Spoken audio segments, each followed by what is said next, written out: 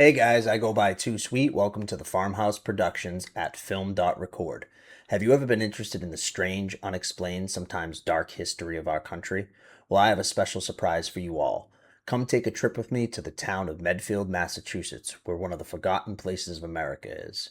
The abandoned mental asylum, Medfield State Hospital, where Ashfield Hospital, the hospital in Shutter Island, was filmed. Come on, let's go. So here we are in Medfield, Massachusetts, standing directly in front of the Medfield State Asylum sign. And although it may not look like it today and we can't see it from here, directly behind me down this driveway still stands the abandoned mental asylum grounds, consisting of 58 buildings. Today, it is open to the public, although back in the day, this may or may not have been somebody's worst trip of their life. Medfield State Hospital was Massachusetts' first facility that was dedicated to chronic mental health patients. It was established in 1892 and officially opened in 1896. The facility was designed to relieve the stress of severe overcrowding at similar facilities such as Boston, Danvers, and Taunton. At this time, mental asylum was a common name to the public for hospitals that specialized in these patients, thus it got its first name, Medfield Insane Asylum, or as some called it, Medfield Mental Asylum. They set its original capacity at 1,000 patients for 25 on-site buildings and a barn. Sitting on 425 acres of land, which later grew to 1,000 acres, built in a cottage-style pattern, which was a revolutionary idea in mental health care. Before this, mental institutions were built in the Kirkbride model, which often featured sprawling bat-wing-shaped buildings with immense facades. These allowed for vast patient populations. However, they felt isolating and separated patients from the outdoors as most travel was done indoors from building to building.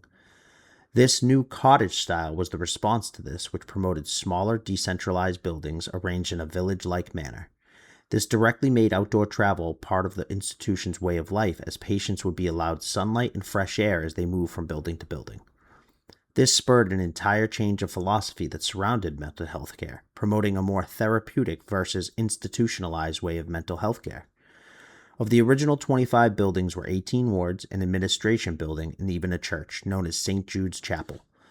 Many people will recognize this chapel, which sits at the center of the grounds from famous movies such as Shutter Island. In fact, if you visit today, you could still see the large section of bricks that was painted white for the film. The Box also did some shooting here and used several of the 58 standing buildings on site in its filming. Other movies include X-Men: The New Mutants, Knives Out, and The Holdovers. Session 9 was not filmed at Medfield, but rather its other Massachusetts counterpart, Danvers, which has since been torn down and rebuilt into apartments. The facility started with 20 wells along the Charles River for its water supply, which quickly proved to not be sufficient, so they routed to Farm Pond. This continued for 13 years, but by 1910, the water usage at the hospital was draining Farm Pond dry. A new water supply was made off Harding Street, supplied with current from the powerhouse, which then allowed them to process roughly 300,000 gallons a day, and the hospital only needed 150,000 gallons a day at the time. Crisis averted.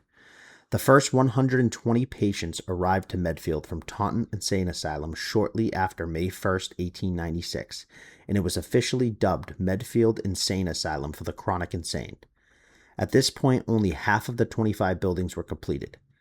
Later, it received patients from Danvers, Boston State, Westboro, and Northampton. The staff worked 12-hour days, 6 days a week, and lived on site in the wards with patients.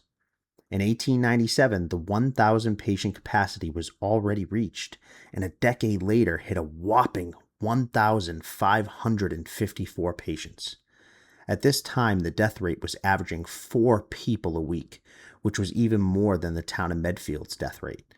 This was due to the fact that the hospital had a population that almost matched the town's.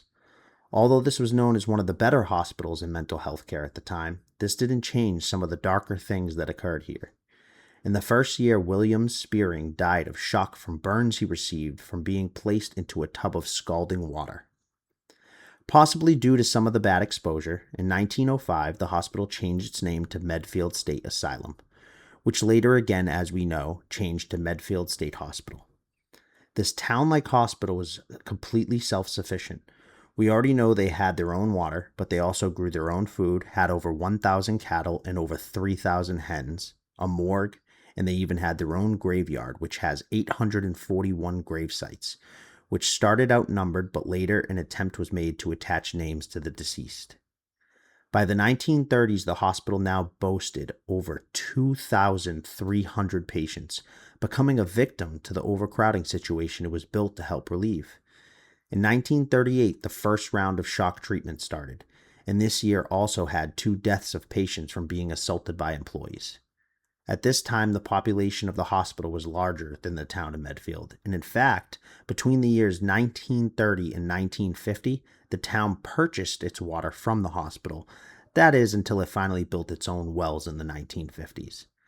The 1940s didn't get any brighter for this hospital's story, as children were finally allowed to be admitted. The youngest was but 4 years old, and since the hospital did not have separate quarters for children, they were housed with the other adults. By the 1950s, the rise in psychotropic drugs came about, and this finally helped decrease the population. The infamous R building started to be used to house the criminally insane, and in 1990, 13 dangerous inmates were transferred from Bridgewater State Hospital to this building. The decline in population continued until its close in 2003, with less than 200 patients and eventually less than 100. The Belforge Arts Center purchased the land and opened up to the public once everything was boarded up for safety. As per usual with these old asylums, including Danvers, asbestos was used in a lot of the building materials, including tiles. Medfield State Hospital is now known as one of New England's most haunted locations, spurring tales of apparitions, running equipment noises from inside, to terrified screaming voices in the distance. Whether you're into the paranormal or like glimpses of America's abandoned past, one thing is for certain. Medfield State Hospital is a unique yet terrifying look into how we used to view medicine. Here I am standing in front of the infamous R building at Medfield State Hospital. Here, to the town's dismay, is where they housed the criminally insane, back when 13 inmates were transferred from another hospital. It's locked up tighter than Fort Knox, but walking around the perimeter you can see that hasn't stopped many people. There's holes all along the fence line.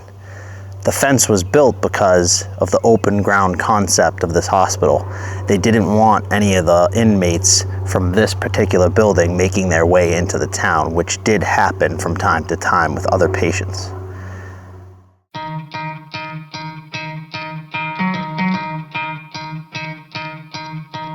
You could try to play, but you're never gonna beat me. Look the other way, what I'm doing ain't easy. Bloody hands stained from the people who deceive me. Muddy hands break through the chains, go free me. Looking for change, looking for pain, pulling a mob, pushing a train. I'll never stop, stick to a lane, pick up the pieces and go rearrange. I'll be the best above all the rest, put me to the test and expect nothing less, your check as I'm chess, what's happening next, yeah. He got the venom, a tangible weapon, no coming in second. This life is a lesson, he got a new engine from pain, it's a blessing. New focus, no guessing, just bold and obsession, all in his possession. You got their attention, I'll leave an impression and take your redemption. Just kill, no discretion, your mind is a weapon. 11-11, it's time for progression, You could try to play, but you're never gonna beat me. Look the other way, what I'm doing ain't easy. Bloody hands stained from the people who deceive me. Muddy hands break through the chains, go free me. People like sheep move feet, hurt it easy. You don't wanna be fast asleep when they scheming. Better stand tall, ready for a fight, believe me. When they try the chains, you can say no, free me. So he's been looking for somebody who could save him,